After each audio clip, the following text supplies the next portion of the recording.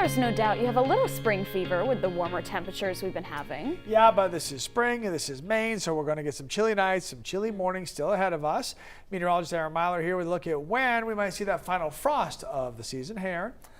Hey guys, and yeah, we're trying to figure out when we see the final frost because that has to do with a lot of the growing season for people around the area. There's already a frost advisory Todd's been talking about along the coast, but when are we going to see the last frost? Well, it depends on where you live is the short story here. And if we look a little bit closer to home in Maine, we can see that we still are not all there yet. A lot of us still aren't there because even in southern Maine, it's only early May and we still are in early May, mid-May for most of the state, and a little bit further up you get into June, but for the most part we're mostly seeing, or late May, but we're mostly seeing it ending here shortly. The average last frost for a lot of cities around the area is smack dab in the middle of May. If you took the average of this, it'd probably be right around the 15th. So about halfway through is when we can expect it to end for most of us. Brunswick a little earlier on May 2nd. And we've been talking about it this morning. Now temperatures, a lot of places are still slightly above freezing.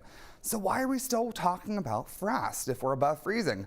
Say the air temperature is 36 degrees outside, and a lot of areas actually right now are around 36 degrees.